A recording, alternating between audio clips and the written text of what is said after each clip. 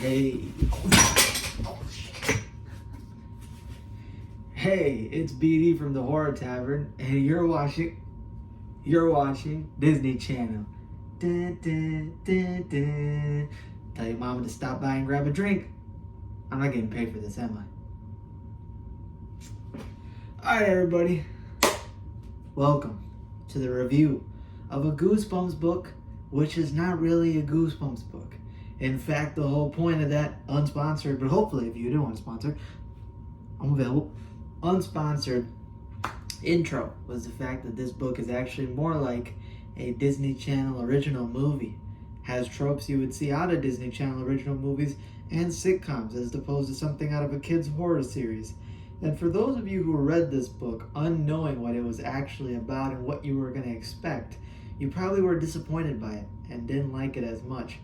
However, for me, I knew what this book was about before going into it, and that's why, because when I read it, I actually enjoyed it a lot more. And I think that this is a pretty good, if not quite good, Goosebumps book from the original 62 series that a lot of you should check out. So, let's discuss it today. We are talking about none other than How I Learned to Fly. That's right, people, How I Learned to Fly. This is a controversial book because, again, it's nothing like a kid's horror book. This book out of Goosebumps is more so an adventure story, a coming-of-age story, a tale about a man who wants to win over a girl's love. Not man, boy, but you get the point. Win over a girl's love and unlock some superpower, and then has to compete with his best friend / rival in order to win competitions. And yeah, it's all about the story of friendship, story of relationships, even the story about fame, how to handle fame, and is becoming the best really worth it in the end, with all the perks and benefits, but also all the downsides that come with it. And that's the story of How I Learned to Fly. Basically a story about, what if I managed to get fame? Is it all worth it? This book to me was pretty good, if not quite good. And let's get into a plot synopsis before I actually talk about how I feel. So the plot of How I Learned to Fly, this is a book from the OG 62 series. This one is basically about a kid named Jack Johnson. Jack Johnson starts off his monologue describing how he's sort of always been the underdog his entire life. He's had this best friend named Wilson, and Wilson has always been better than him at everything he does. That's right, this guy is Chad Thundercock. He's always winning every single competition, every single bet, and is always looking better than Jack, especially when it matters. And it matters when it comes to it happening in front of Mia. Mia is Jack's crush. It's a girl that he wants to impress and get with, and Wilson likes her as well, and they're both always competing and trying to win over her attention. Yeah, it's sounding pretty Disney right now, isn't it? So what happens is Mia has a birthday party coming up. You see some back and forth between Jack and Wilson that kind of establishes that whole idea. Wilson's better than me at everything. He's always winning. He's always getting one step ahead. And Jack is sick of it. He's very much whining and complaining and crying about it. A classic battle of Mr. Normal Joe versus Chad Thundercock. Haters gonna hate. And then what happens is his birthday party's coming up. Mia obviously invites both of them, and Jack is like, you know what? This is my opportunity. I'm gonna pull up with gifts. I'm gonna pull up with the Riz. I'm gonna go get Mia, and I'm gonna be all good to go. I'm gonna finally one up Wilson because I got a gift and stuff that she actually likes. And of course, he wants to prove it because he even starts off the book by saying how much he loves Mia, and it's quite cringy. I ain't gonna lie, it's quite cringy. But if you put yourself in the mindset of a 12-year-old boy in this Disney Channel sort of type of vibe, you can kind of get the point of that. And when he heads to the birthday party, yeah, it doesn't go too well. Wilson basically shows him up. They have a game. He has a better gift than Wilson. They have a game of Twister in which Jack basically gets beaten.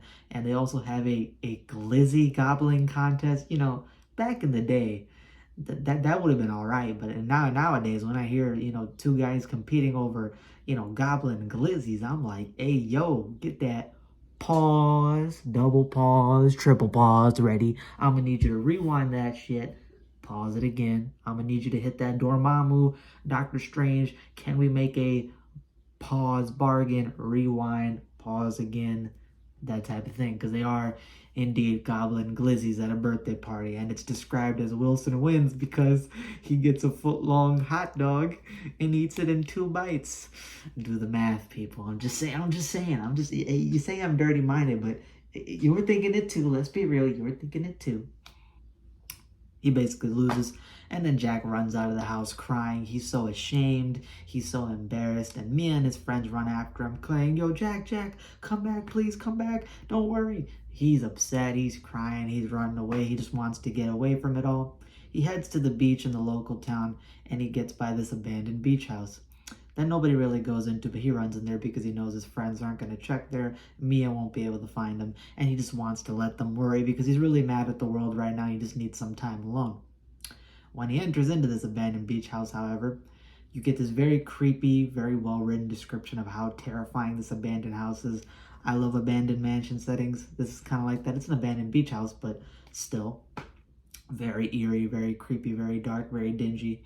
Falls through some loose boards into the basement. You get some terrifying scenes involving some rats. A lot of rats. I hate rats. One of my phobias out there. I cannot stand those creatures. And yeah, it was quite effective. It quite got to me. So after that encounter, he sees this book down there. This book is kind of like in a chest. It's either in a chest or somewhere he finds it. It's like moldy. It's very old, dusty. But when he opens it up, he sees these kind of medieval, old school drawings of people flying, men, women, and children flying. And it describes in the book that humans have an innate ability to fly. And this book can help you unlock that innate ability. He thinks it's all crap. He doesn't believe it at all. But he takes it home with him. I think he runs away from the rats and ends up taking it home without even knowing about it. And when he gets back home, he realizes he stole it, but it was abandoned. It was kind of just there, and he doesn't think it's worth anything. But after he gets into some more conflicts involving Wilson, he starts overthinking things. He starts getting more and more mad. He decides, you know what? Let's just try it. Let's just see if the actual formula inside of this book can actually help you and make you fly. And as the story progresses, he gets into a wild encounter with his dog. Something happens to his dog. And let's just say he may or may not end up finding out the secret behind this book. And you get this fantastically written scene that may or may not involve a person flying. Stein writes it extremely well. I love the idea of flying. Not just flying, but I love the idea of what that, I don't know if it's from Pixar or something, but it's like the image of a guy that's sitting on top of like a cloud or moon just fishing in the sky. I love the idea of like being in the night sky or daylight sky and just sitting on top of a cloud and drifting away. And the descriptions of flying is very cool in this book. It's just very fun, very well written, and I was surprised by how well Stein wrote it. I wish he would have done that for some of his superhero books that he did, since Nightmare Room Shadow Girl is the only one that I liked about that. But here it's written very well. And of course, Jack, draws about superheroes, love comics, he loves comic heroes. So he finally gets this one in a lifetime opportunity. Or so he believes, because what turns out happening is that Wilson may or may not have gotten his hands on the formula as well. And it turns out that he may or may not get one-upped. And now that they've arranged for this huge race to happen at school, their secret may or may not be at risk for being revealed. And it leads to this whole thing behind becoming famous, stardom, being a real-life superhero, a real-life celebrity. And in their battle to one-up each other, a well-learned lesson is shown at the end of the book. And it's actually probably one of the most mature and adult decisions I've seen from a character. So that is one big plus to Jack Johnson's character. He learns about the power of fame, learns about the power of competition, and you get these ideas of settling down, these ideas of figuring out what you really want in life, and you end up getting quite a nice ending to the book. And that is how I learned to fly. Didn't want to give the rest of it away because I want you guys to experience and read it. This is one that I definitely recommend you read. And if you had to ask me what would I rate this book, I would give it an 8 out of 10. 8 out of 10, 8.2, we'll see in the future. But this is a good book. This is one I would definitely recommend you guys read. Again, my big thing is do not read this book under the impression it's going to be a Goosebumps book, your typical scary, dark horror. You get some scenes like that, you get some moments of adventure, but really it's more so a character study, the idea of becoming famous, the idea of competing with your best friends, the idea of an underdog kid, coming to that age where he has to grow up, where he wants to win over the love of somebody that he's admired for a while. And it's just a really fun story. This one reminds me a lot of Disney Channel original films, specifically Sky High. For those of you who watched the Disney Channel original film Sky High, this very much reminds me of How I Learned to Fly. Bars. Didn't mean for it to rhyme, but it did. And Jack Johnson, I think the guy from Sky High could definitely play Jack Johnson if there was a live action adaptation movie made. Me and Goosebumps Completionists talked about this on our top 5 kids horror stories that are like DCOMs. And it's true. I definitely think that Sky High is very much similar to this. I loved Sky High as a kid, and I like this book a lot. This is a fun book. It's very fun. It has a lot of adult things in there. Not dark as an adult, but more so deeper themes, deeper messages. The idea of settling down, trying to find love. The idea of becoming famous, having that fame. And there's a decision made by, one of the main characters in this book that is very mature, very adult, and it's basically the idea of not being petty, the idea of coming to decisions which benefit everybody, and the idea of surrendering fame sometimes to do what you actually want to do what you actually love to do, and the idea of settling down. Now, this is a very short book, so it may not be as effective to some of you, and if you're a younger reader, I can see the ending being kind of infuriating to younger readers. But for me, as an adult, that decision that a certain character makes is very deep and very kind of well written. Now, I was surprised how R.L. Stine made this so well written. That's no shade to R.L. Stine, but there's a few books out there that he kind of phoned in, Axe Body Spray Award. But then you got books like this, which are pretty good, which I'm like, yo, no longer do we got that Axe Body Spray. We got that Dolce, oh, no, wrong way. That Dolce & Gabbana, the one. We got that good stuff going on, right? Those designer scents. And this is definitely one of those designer scent books. It has that quality. It has that good writing. It has that classic Disney Channel original movie charm that I love. A lot of those Disney Channel tropes. And it just leaves you with a good feeling. You feel like you read a pretty good book. You feel like you had a fun time. And honestly, I wish this would have gotten turned into an original movie. If someone out there wants to, Disney now has ties to Goosebumps. It took over the IP. So, Disney, if you want to, let's say, make a How I Learned to Fly movie done the right way, don't do what you did with 2023's TV show and make it authentic to this book. Change a few things just to make it a little bit more modernized, maybe, but don't go too, don't go too changing the plot. But if you made a pretty much faithful adaptation of this book and maybe even just expand on it a little bit, I think you'd have a banger. I think people will love this one. I think this would be good for kids, good for teens.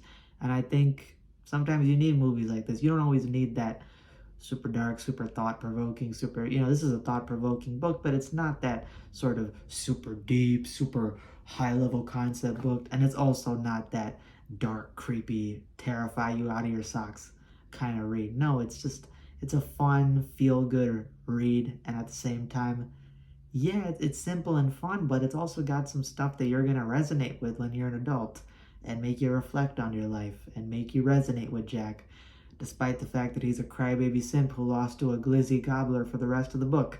But he turns out pretty good by the end. So, yeah, 8 out of 10. This is a good read. I definitely recommend you guys check it out. And that's pretty much all I have. Hope you guys enjoyed this review. If you did, hit that like button down below. Feel free to. And also hit that subscribe button. We made it past 150 subscribers. We clap it up for that, people. We clap it up. We clap it up. You guys are amazing. I love each and every single one of you. All you guys who comment on my videos. All you guys who talk to me outside of my videos. And all you guys who just tune in, like my videos, and watch. I appreciate every single one of you. Subscribe, help build my community. I have rebranded to the Horror Tavern because I'm doing a lot more different genres of horror, and I thought this would be a better way to get my channel and content out there so that way you guys can enjoy it. And yeah, stay tuned for more content to come, and check out some of the other content and related stuff I have in my channel. And that's all I have. Deuces. That Disney Channel charm, man. I love that Disney Channel charm. And I was just watching some Drake and Josh clips a couple hours ago, which were pretty wild, Reminds me of the good old days. Fuck, I sound old. I said good old days. But it's true though. The good old days of Disney. I hope that charm comes back. Maybe in Goosebumps season 2.